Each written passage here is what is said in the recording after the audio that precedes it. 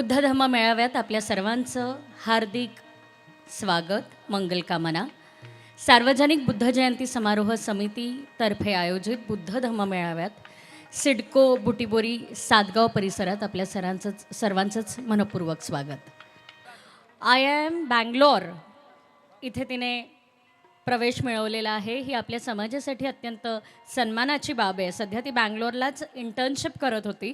आता मात्र I am Bangalore इथे सिलेक्शन झाल्यामुळे ती पुढचं आपलं भावी आयुष्य आणि करिअर तिथनं करणार आहे.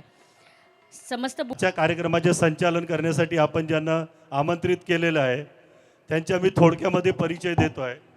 VME कॉलेजला प्रोफेसर आहेत. ॲक्टिंगच्या 25 वर्षापासून थिएटर आर्ट आहेत आणि MA थिएटर आर्टमधून मुंबई विद्यापीठातून झालेले आहेत.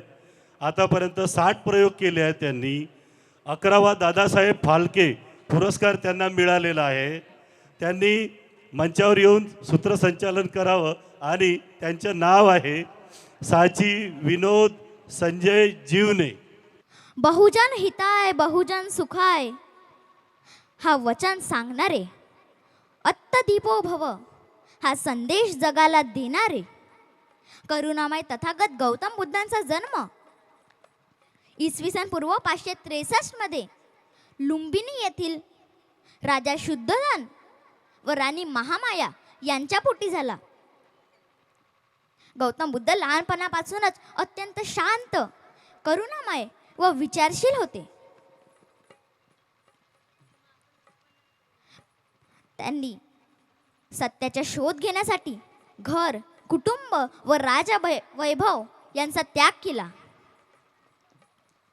त्यांच्या अनेक वर्षाच्या कठोर तपस्यानंतर त्यांना बोध गया येथील बोधी वृक्षाखाली ज्ञानप्राप्ती झाली व तेव्हापासून ते बुद्ध म्हणून ओळखले जाऊ लागले. पण बुद्ध हे एक नावच नसून प्रज्ञा, शील आणि करुणा या सर्वोच्च गुणांनी परिपूर्ण असणारी ज्ञानाची उपाधी आहे. स्वामी विवेकानंद म्हणतात, गौतम बुद्धांनी एवढा बुद्धिमान, प्रगल्भ, परिपूर्ण व्यक्ती जगाने आजवर पाहिला नाही. 32 डिग्र्यांचे मानकरी आणि 9 भाषांचा जाणकार डॉक्टर बाबासाहेब आंबेडकर गौतम बुद्धांना आपले गुरु मानतात.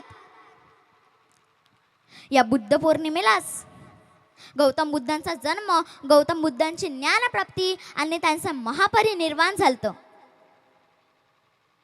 बाबासाहेब म्हणतात, बालपणी जर माझ्या हातात हे बुद्ध चारित्र्य आलं नसतं तर आज मला भारतीय राज्यघटनेचे शिल्पकार होतच आलं नसतं. बौद्ध धर्मातील मानवतावाद या एकमेव मार्गाने बाबासाहेबांनी जाती व्यवस्था, सामाजिक विषमता यांच्या विरोधात लढा दिला. बाबासाहेब व गौतम बुद्ध भारतीय इतिहासातील समता, स्वातंत्र्य आणि बंधुत्वाचे महान दीपस्तंभ आहेत. गौतम बुद्धांच्या प्रज्ञा, समता आणि स्वातंत्र्य या सर्व तत्वांनी प्रेरित होऊन बाबासाहेबांनी नागपूर येथे 14 ऑक्टोबर 1956 रोजी लाखो अनुयायांसोबत बौद्ध धर्माची दीक्षा घेतली. संपूर्ण जगाला शांती व अहिंसेचे शिकवण देणारे युग प्रवर्तक, लाईट ऑफ आशिया म्हणून ओळखले जाणारे गौतम बुद्धांना इंग्लंडच्या ऑक्सफर्ड विद्यापीठाने टॉप 100 विश्व मानवांच्या यादीत प्रथम सर्वोच्च स्थान दिले आहे. बाबासाहेब बुद्धांचं तत्वज्ञान त्रिपिटक या धर्मग्रंथात पाली भाषेत मांडलं आहे. आज बौद्ध धर्म जगातील 3रा क्रमांकाचा सर्वात मोठा धर्म आहे. याचं मुख्य कारण म्हणजे हा कुठल्याही अंधश्रद्धेवर आधारित नसून तर्क, विज्ञान आणि मानवी करुणेवर आधारित आहे. गौतम बुद्ध म्हणतात, माझ्या धम्माचा ईश्वर, कर्मकांड, मरणोत्तर जीवन आणि आत्मा यांच्याशी काही संबंध नसून माणूस व माणसाशी असलेले या जगातील नाते हाच माझा धम्माचा केंद्रबिंदू आहे. आणि म्हणून म्हणतात, शांती मिळावी तर बुद्धांसारखी आणि क्रांती घडवावी तर भीमासारखी. शेवटी एवढेच म्हणेन की या सावलीत माझ्या विश्वाची माऊली ती, हृदयात मानवाच्या धम्मज्योत लाविली ती. या सावलीत माझ्या विश्वाची माऊली ती, हृदयात मानवाच्या धम्मज्योत लाविली ती. जग जिंकुनी झाले ते मित्र गौतमासे,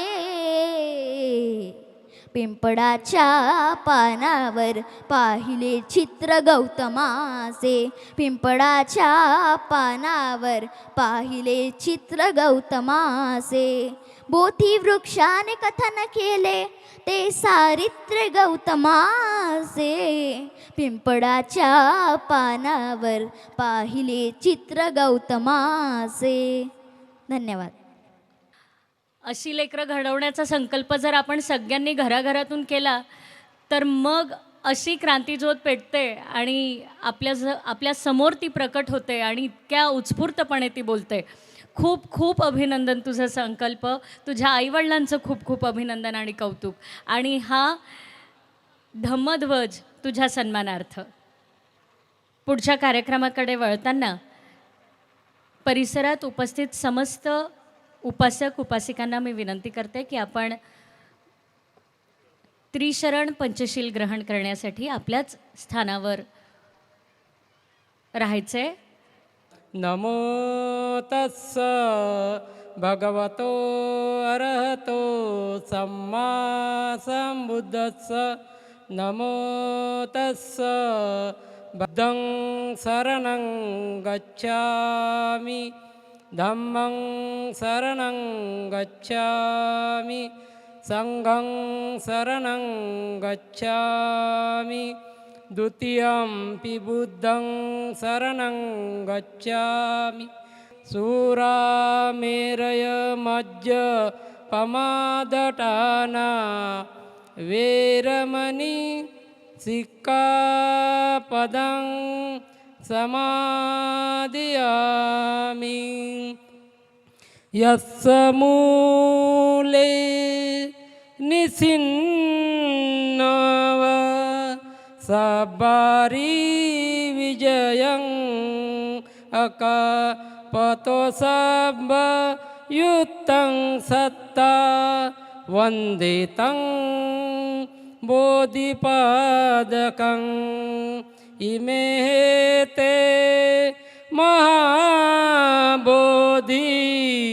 लोकनाथेन पूजिता. अहं पीते नमस्सामि,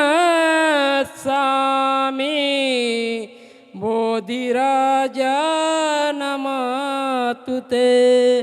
समितीच्या वतीने दरवर्षी बुद्ध धम्म ज्ञान स्पर्धा परीक्षा घेतली जाते आणि याही वर्षी ही स्पर्धा घडवून आणण्यात आली होती. दिनांक 1 तारखेला म्हणजेच बुद्ध जयंतीच्या दिवशी सकाळी 11 वाजता ही स्पर्धा घेण्यात आली होती, ज्याचे निकाल आज आपण जाहीर करणार आहोत. विशेष म्हणजे या परीक्षेत सर्वच वयोगटातील लोकांनी सहभाग घेतला होता. अनेक स्पर्धक या परीक्षेला बसले होते, ज्यात वयाचं काहीही बंधन नव्हतं. ही परीक्षा विशेषतः बुद्ध आणि त्यांचा धम्म बाबासाहेबांनी लिहिलेलं हे पुस्तक, डॉक्टर बाबासाहेब आंबेडकर, शिवाजी महाराज, महात्मा फुले यांच्या जीवनचारित्र्यावर आधारित अशी ही परीक्षा होती. आणि या स्पर्धेचा निकाल आपल्याकडे लागलेला आहे, जो अनुक्रमे मी सांगणार आहे. तृतीय क्रमांक, मग द्वितीय आणि मग प्रथम अशी नावांची घोषणा आपण करणार आहोत. ह्या स्पर्धेत तृतीय क्रमांक पटकावला आहे. आपण सगळ्यांनी टाळ्यांच्या गजरात त्यांचं स्वागत करायचं आहे. शंकरराव धाबर्डे.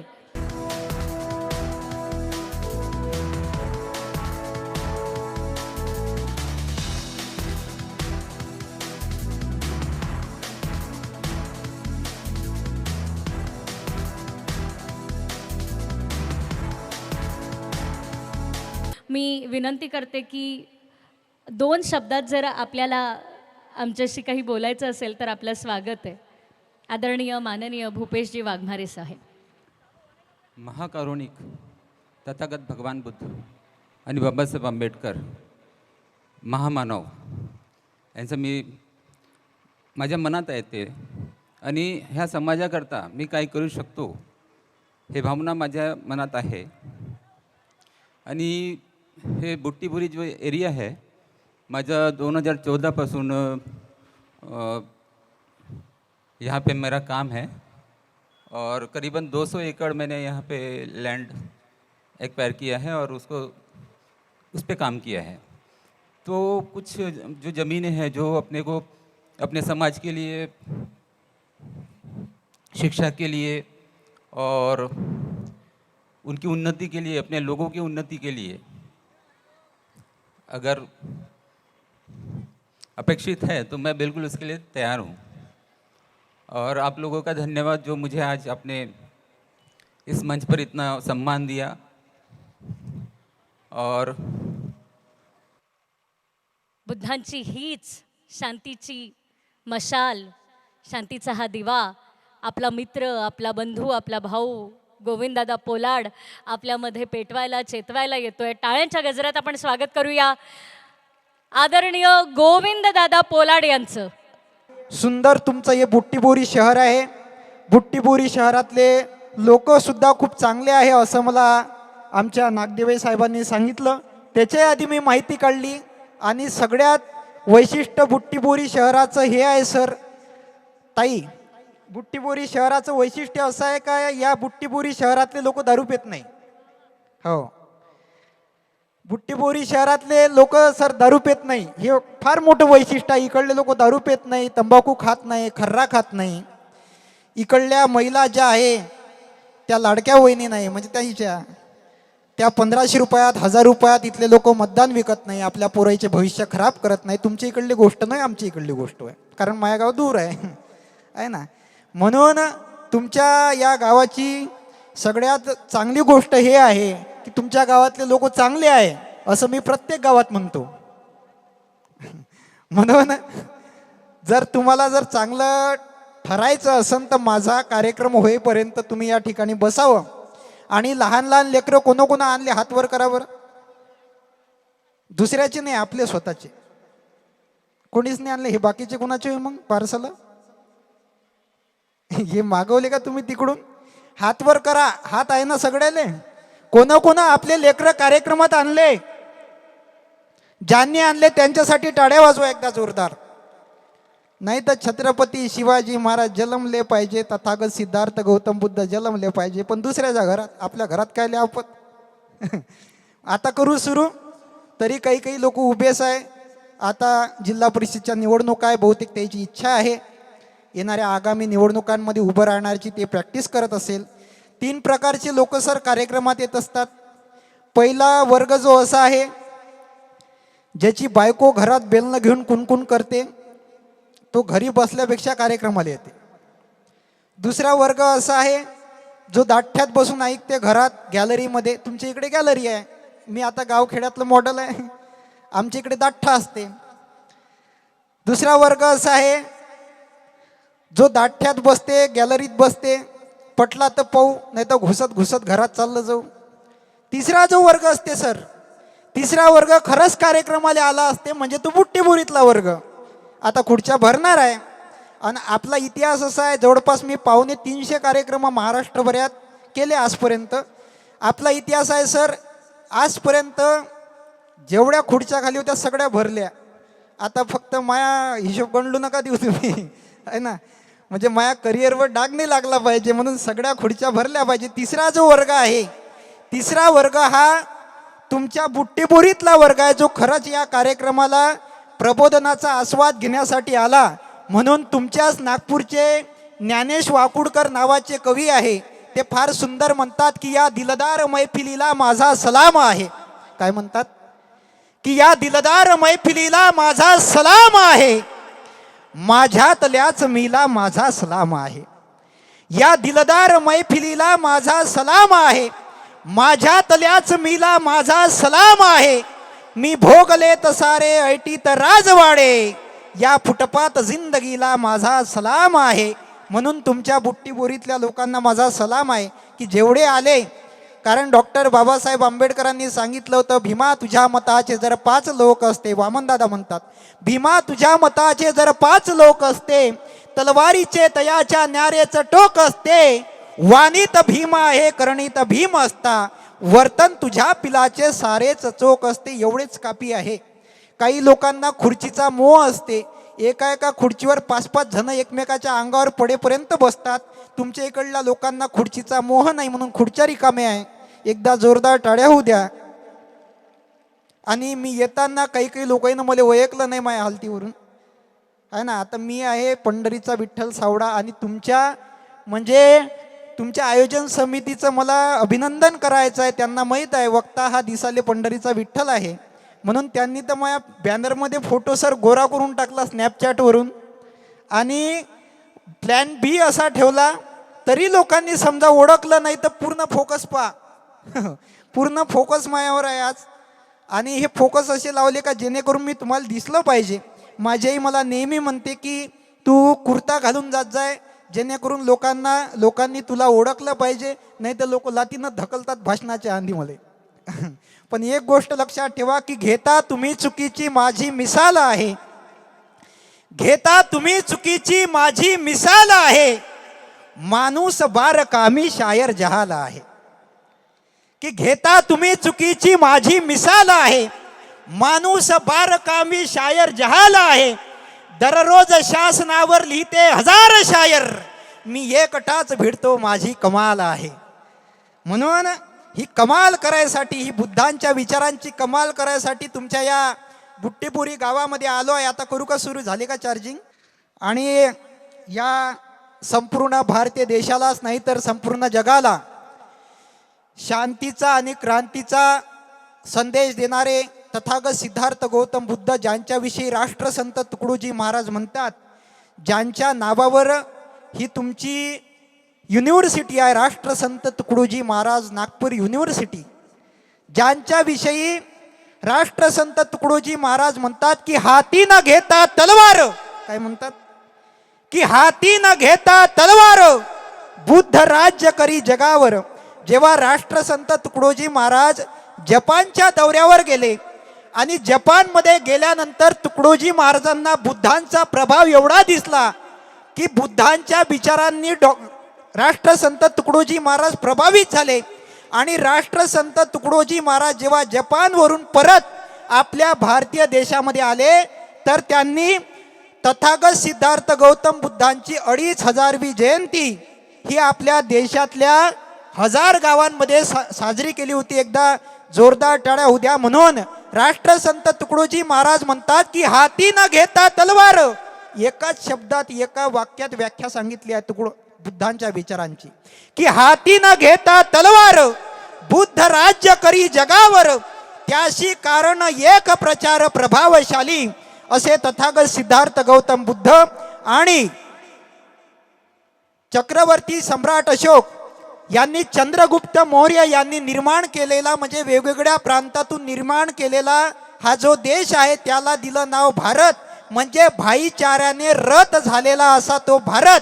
आणि त्या भारताला महाभारत करण्याचं काम ज्या राजानं केलं ते चक्रवर्ती सम्राट अशोक, आणि ज्या मातेच्या संस्काराने आणि ज्या मातेच्या विचाराने या संपूर्ण भारतीय देशातल्या युवा पिढीला, या संपूर्ण भारतीय देशातल्या तरुण पिढीला, या भारतीय देशातल्या जनतेला संस्काराचा आणि संस्कृतीचा महान मेरू प्रदान केला त्या राजमाता राष्ट्रमाता महासाहेब जिजाऊ आणि वामनदादा कर्डक ज्या महामानवाविषयी म्हणतात. आता बघा, इकडून लोक येईन, तुमच्या या मैदानाला गेटच गेट आहे. पहिलं मैदान असं दिसलं का भक्कम गेट आहे, इकडूनही लोक येतात, इकडूनही लोक येतात, है ना. आता लोक येईन तर काही लोक यायला सवय असते, जो आला त्याच्याकडे पाहतात सगळेजण, बरोबर. म्हणजे त्याला कधी येईनं पाहिलंच नाही. तुमच्या इकडली गोष्ट आहे का? नाही, आमची इकडली गोष्ट आहे. नवीन कोणी आलं, बसाले जरी आलं, याच्या समोरून आलं का सगळे लोक त्याच्याकडे पाहतात. मला एवढ्या दुरून बोलावलं ना, जरी मी हिरो सारखा दिसत नाही, दिसतो का? नाही म्हणतात हे लयच खरे लोक आहे तुमच्या इकडले. आता मी जरी हिरो सारखा दिसत नाही, पण आजचा मुख्य हिरो मी आहे काकू. म्हणून सगळ्यांनी एका तासासाठी माझ्याकडे तरी तुम्ही बघा, काहीतरी कामाचे सांगायला आलो मी, काही तुम्हाला एक लोटा जल सब समस्या कळलं असं मला नाही आलो. म्हणून वामन दादा ज्या महामानवाविषयी, ज्या महापुरुषाविषयी लिहितात की शिवरायांच्या छायेखाली कधीच नव्हती वाण, काय म्हणतात की शिवरायांच्या छायेखाली कधीच नव्हती वाण, आनंदाने नांदत होते हिंदू मुसलमान. तेव्हा होतं का हिंदू खतरे में है मुसलमान धोके में है? तेव्हा नव्हतं. आता नवीन निघालं. आता तुम्ही हुशार झाले है ना. जब हमारे देश को आज़ादी नहीं मिली थी तब सब हम हिंदुस्तानी थे, आज़ादी ने हमें हिंदू मुसलमान बना दिया, अशी परिस्थिती या देशाची आहे. म्हणून वामनदादा म्हणायचे की शिवरायांच्या छायेखाली कधीच नव्हती वाण, आनंदाने नांदत होते हिंदू मुसलमान, काड्या राती तडपत होतं जिच्या रूपाचं उन, अशी देखणी होती एका सुभेदाराची सुन. काड्या राती तडपत होतं जिच्या रूपाचं उन, अशी देखणी होती एका सुभेदाराची सुन. त्या तरुणीला आई म्हणाला राजा तो शिलवान, अशा नराच्या पुतळ्यापाशी सदैव झुकते मान, असाच माझा राजा होता माणुसकीची खान. असे छत्रपती शिवाजी महाराज, छत्रपती संभाजी महाराज. आणि सगळ्यात महत्त्वाची गोष्ट, काही काही लोकांना सवय अशी असते काका की आता हा बुद्ध पौर्णिमेचा कार्यक्रम आहे म्हणजे बुद्ध धम्म मेळावा, तर काही काही लोकांना सवय असते, काही काही गावात बिबे असतात. बिबे समजतील तुम्हाला? कोणाचं घरकुलं चढवण तर कोणाचा पगारच थांबवण. कोणाचं जर एक फूट जर गेट बाहेर आलं तर त्याची कंप्लेंट करायला हा बाहेर चालला जाते का याचं 1 फूट गेट बाहेर आलाय. पण तिकडे आमची अयोध्येमध्ये 1300 एकर जमीन दाबली, इकडे 1150 एकर दाबली. त्याची कंप्लेंट नाही करत पण गरिबाची करतात. असे बिबे काही गावात असतात, तुमच्या इकडली गोष्ट नाही. पण काही काही लोकांना सवय अशी असते काका की आता हा बुद्ध पौर्णिमेचा कार्यक्रम आहे तर बोलायला आलेला वक्ता, भाषण करायला आलेला वक्ता हा बौद्ध समाजाचा असन म्हणतात ना लोक. असे मान हलवा फक्त तुम्ही, अरे म्हणत नाही का? बाबासाहेब आंबेडकर जयंतीचा कार्यक्रम आहे तर भाषण करायला आलेला वक्ता हा बौद्ध समाजाचा असन. छत्रपती शिवाजी महाराजांच्या जयंतीचा कार्यक्रम आहे तर भाषण करायला आलेला वक्ता एक तर मराठा समाजाचा असन, नाही तर ओबीसीचा पार्सल असन. काही काही गावात असे लोक म्हणतात. पण ज्या लोकांना असं वाटते की हा बुद्ध पौर्णिमेचा कार्यक्रम आहे आणि बोलायला आलेला वक्ता, भाषण करायला आलेला वक्ता हा आपल्याच समाजाचा आहे बा, हा बौद्ध समाजाचा आहे, तर त्या लोकांसाठी जात सांगत नसते पण सांगावी लागते. कारण डॉक्टर बाबासाहेब आंबेडकरांनी सांगितलं होतं जी कधीच जात नाही. सर काय सांगितलं होतं? जी कधीच जात नाही ती म्हणजे जात. जात याच्यासाठी सांगावी लागते सर, कारण काही काही लोकांच्या उशीत जाते बाबासाहेबाचं नाव घेतल्याबरोबर ना तथागत सिद्धार्थ गौतम बुद्धाचं नाव घेतल्याबरोबर. म्हणून त्या लोकांसाठी की हे जे भाषण करायला 26 वर्षाचं 27 वर्षाचं पोरग तुमच्या या बुट्टीबोरीच्या सिडको मैदानामध्ये आलेलं आहे, हे ओबीसी समाजाचं कुणबी जातीचं 2 एकर शेती असणाऱ्या एका कास्तकाराचं मुलगा आहे. आणि मी फुल शिकेला बरं, मी मेकॅनिकल इंजिनियर आहे. तुम्हाला वाटत असं हा गावातली भाषा बोलून राहिला. I am a mechanical engineer pass out from Bapurao Deshmukh college of engineering Sevagram from राष्ट्रसंत तुकडोजी महाराज युनिव्हर्सिटी नागपूर. आणि माझ्यावर डिग्री आहे. नाही काही काही लोकांजवळ डिग्री नाही तरी प्रधानमंत्री झाले. काही चुकाटत की हात टाकत नाही मी. हो, काही काही लोकांना सवय असते की जात बघतात की बुद्ध पौर्णिमेचा कार्यक्रम आहे तर बोलायला आलेला वक्ता हा बौद्ध समाजाचा असन. माझी जरी जात सांगितली असेल पण मी जात धर्म पंथ मानत नाही. कारण बिरसा शिवाय कुठला उलगुलान सांगू, गजानन वाघमारे नावाचे कवी म्हणतात. बिरसा शिवाय कुठला उलगुलान सांगू, संविधानाशिवाय कुठला भारत महान सांगू, डोक्यात भीम माझ्या रक्तामध्ये शिवाजी, याहून श्रेष्ठ कुठली खानदान सांगू. म्हणून हा जो बुद्ध पौर्णिमेचा कार्यक्रम आहे तर यामध्ये जात पात धर्म पंथ बघू नका. याचं कारण सांगण्यामागचं एक असं होतं की मी महाराष्ट्रातला तरुण एकमेव असा कवी आहे काका. माझा मोठेपणा नाही सांगत, पण ज्या महापुरुषामुळं मला हा मोठेपणा मिळाला की महाराष्ट्रातला मी तरुण एकमेव असा कवी आहे ज्याच्या कविता विधान परिषदमध्ये 3 वेळा सादर झाल्या. माई शासकीय पटलावर नोंद आहे.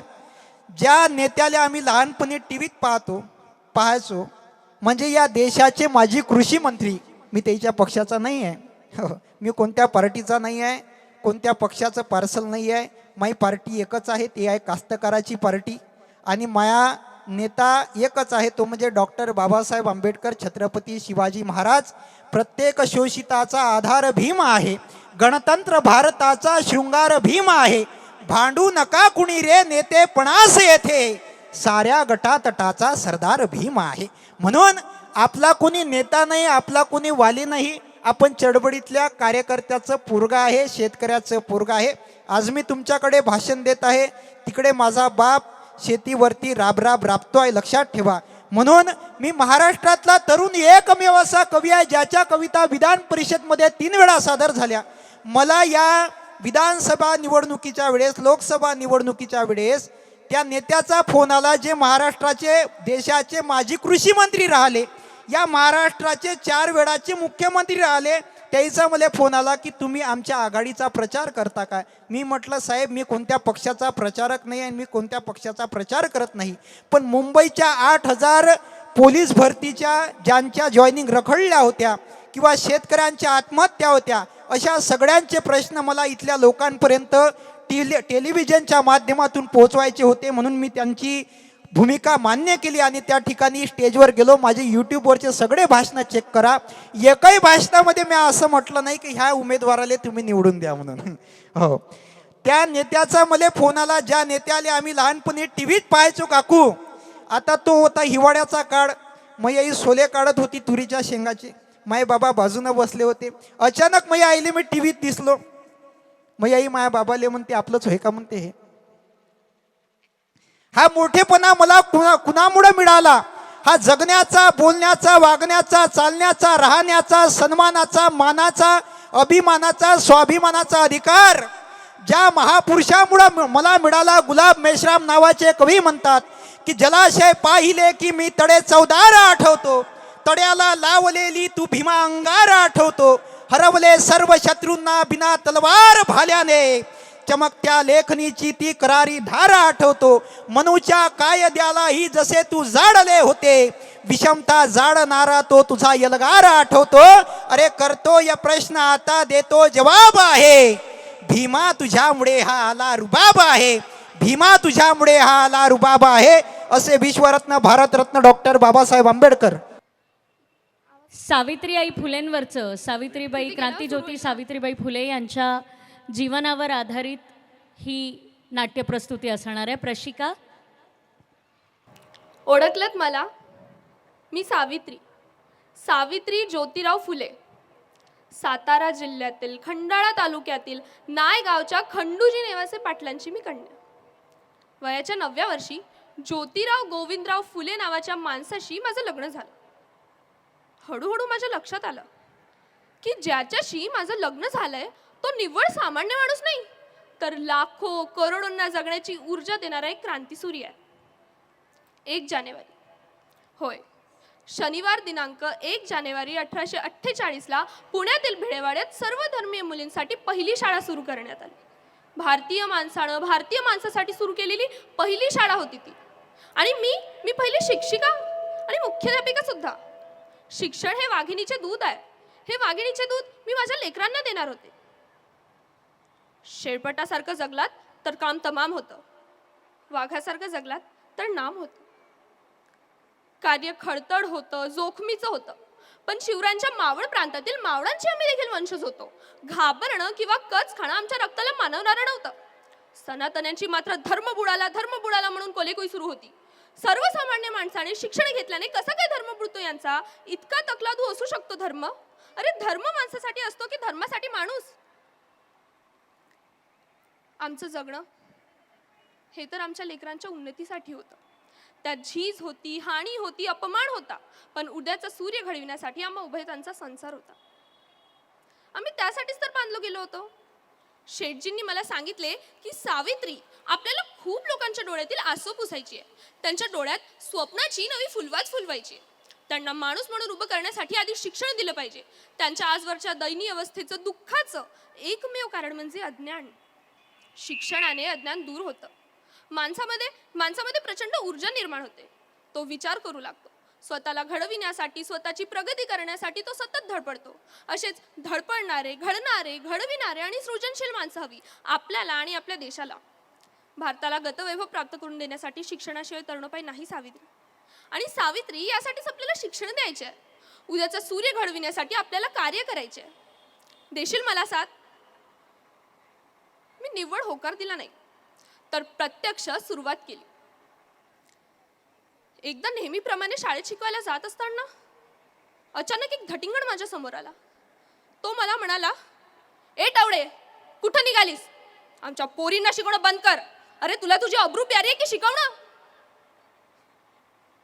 कदाचित तो विसरला असावा की मी खंडूजी नेवासे पाटलांची कन्या आणि ज्योतिराव पहिलवानांची पत्नी होते. त्याच्या कानाखाली सनसनीत जाळ काढताच भर दिवसात त्याच्या डोळ्यासमोर काळजे चमकले. त्याच क्षणी त्याला सुनावलं, आज समोर आलाय, थोबाड फुटलंय. पुन्हा जर माझ्या समोर आला तर तुझ्या रक्तानं धरती रंगविल. असा कसा बसा सावरत तो तिथून निघून गेला. मोठ्या आशेने माझे अब्रूहरण बघायला आलेले बघे त्याची बी अब्रू झालेली पाहता तिथून निमूट निघून गेले. आजपर्यंत माझ्या अंगावर शेण फेकलं मी सहन केलं. मला शिव्या दिल्या, दगड फेकले, मी गप्प राहिले. माझा हात धरून मला दम देतो. माझ्या सहनशीलतेचा अंत झाला होता. शाळेचा व्याप वाढत होता. आता ठिकठिकाणी शाळा सुरू होत होत्या. फातिमा शेख यांनी या कामी मोलाची मदत केली. स्त्री कोणत्याही जातीची, धर्माची असो, अन्यायाची बळी नेहमीच ठरली आहे. अहो, एखाद्या बाईचा नवरा मयत झाला म्हणून काय तिने सती जायचं? केशवर्पण करून तिला बोडकी करायचं? तिला एकाच खोलीत दांबून ठेवायचं? अहो, नवरा गेला हा तिचा दोष कसा असू शकतो? प्रत्येक माणसाला जगण्याचा, बहरण्याचा अधिकार आहे. आम्ही त्यासाठी आवाज उठवला. इंग्रज सरकारने सतीबंदी कायदा केला. काशीनाथ नातू यांच्या गोजीरवाण्या बाळास आम्ही दत्तक घेतले आणि त्याचं नाव ठेवलं यशवंत. शेठजींचं समाजकार्यही सत्यशोधक समाजामार्फत जोरात सुरू होतं. मीही त्यात सामील झाले. भाषणही करू लागले. श्री छत्रपती शिवाजी राजे भोसले यांचा पोवाडा, त्याचबरोबर अखंड, गुलामगिरी, शेतकऱ्यांचे आसूड हे त्यांचे बहुचर्चित ग्रंथ होते. या ग्रंथलेखनांचा माझ्यावर खूप मोठा परिणाम झाला. मीही रचना करू लागले. सांगण्यासारख्या खूप गोष्टी आहेत बाबांनो, परंतु कुणीही कितीही विरोध केला तरी तसुभरही मागे हटलो नाही. शेठजींची प्रकृती बिघडू लागली होती. अर्धांग वायूने त्यांची उजवी बाजू निकामी केली. पण त्याही परिस्थितीत त्यांनी सार्वजनिक सत्य धर्म हा ग्रंथ डाव्या हाताने लिहिला. आणि शेवटी शुक्रवार दिनांक 28 नोव्हेंबर 1890 शेठजी आम्हाला सोडून गेले. फक्त जीवनसाथी म्हणून नाही, तर माझा वैचारिक साथीदार आणि कार्याचा भागीदार, माझा आधारवण, माझी प्रेरणा, माझं सर्व काही. 50 वर्षाची सोबत संपली होती. माझं आकाश हरवलं होतं. जमीन दुभंगली होती. एवढ्यात बाहेर कसली तरी गडबड सुरू होती. प्रेताला अग्नी कुणी द्यायची, खांदा कुणी द्यायचा, तिफडी कुणी धरायची, यावर लोक तावातावाने बोलत होते. यशवंत आमचा नाही, आमच्या रक्ताचा नाही. हे ऐकताच त्याही अवस्थेत मी त्यांना बजावून सांगितले की यशवंत आमचा मुलगा आहे. मी त्याची आई सांगते. एक मुलगा म्हणून सर्व विधी यशवंतच करेल, दुसरा कुणीही करणार नाही. इटवा हाती घेऊन यशवंताच्या हाती देत आम्ही माय लेकरं प्रेताच्या पुढं चालू लागलो. हजारोंचा जनसमुदाय प्रेत यात्रेमध्ये सामील झाला होता. तो धगधगणारा क्रांती सूर्य त्या धगधगणाऱ्या अग्निफुलांमध्ये अदृश्य झाला. शेठजींची आठवण सतत येत होती. मन कष्टी, शरीर जड वाटत होतं. पण शेठजींनी सांगितलेल्या मार्गाने मी माझी वाटचाल अखंड सुरूच ठेवली. मोडलेल्या मनाला पुन्हा उभारी दिली. पुढे प्लेगची साथ सुरू होती. काखेत गाठी येऊन लोक पटापट मरत होती. प्लेग हा संसर्गजन्य होता. आज ना उद्या तो मलाही होणार होता. पण म्हणून मरण्याच्या भयानं मी माझ्या कार्यापासून माघारी वळू. आम्ही जगलो मुळी समाजासाठी, आणि तेच करत असताना जर मरण येत असेल तर मरणा, तुझं स्वागत आहे. फक्त हुल देत बसू नकोस. हे बघ, मी तुझ्या समोरही आले. तुला माहिती आहे, सावित्रीची सावित्रीबाई झाली आणि सावित्रीबाईची सावित्री माई. माई, अगं शेवटचं इंजेक्शन आहे, कोणाला देऊ? यशवंताचा प्रश्न होता. मी म्हटलं, यशवंता, या लेकराला दे. या लेकरानं अजून ही दुनियाही पाहिली नाही. अरे मी वाटलेलं झाड कधीतरी कोसळणारच. माझ्या आज्ञाधारक यशवंतानं माझी आज्ञा पाळली. अश्रूने डबडबलेले डोळे माझ्या लेकराचे मी पाहिले. पाहिलं स्मरण. फक्त 1 मिनिट माझ्या सगळ्या सहकाऱ्यांना आठवते. अरे वा शेठजी, आपणही आलात. यशवंता पाहिलंस का? पाहिलंस कोण आलंय? यशवंता बघ ना. यशवंता.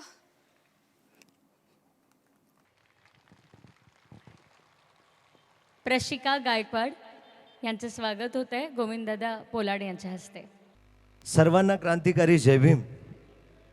सार्वजनिक बुद्ध जयंती समारोह समिती सिडको बुट्टीबोरी सातगाव परिसर यांच्यासाठी एकदा दोन्ही हात वरती करून जोरदार टाळ्या वाजवाव्या.